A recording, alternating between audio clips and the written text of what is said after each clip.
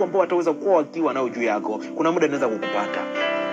Ndugu mpendwa, neno ina nguvu sana, neno inaumba.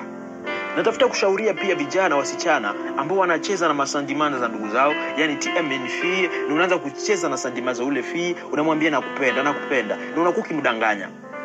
Unaumiza hisia za huyo mtu. Na katika kuumiza hisia za huyo binti, anapolia katika hali yake ya machozi, anapolia anapokumbuka ahadi ngapi ulizokuwa ukimpatia, anapokumbuka yale maneno mangapi ulikuwa ukimwambia, yataweza kumleta kulia.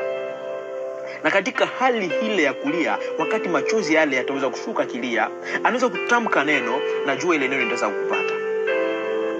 Neno ina nguvu ndugu mpendwa. Anaweza kutamka neno na hiyo neno itaweza kukupata. Hiyo neno inaweza shindwa kukupata leo ama kesho, mais avec l'état ile neno itaweza kukuatrapa, itaweza kubana hiyo neno, itaweza kukukamata ndugu mpendwa. Ndio maana katika maisha yako, epuka sana watu kukutaja vibaya, epuka sana watu kuongea maneno mabaya juu yako.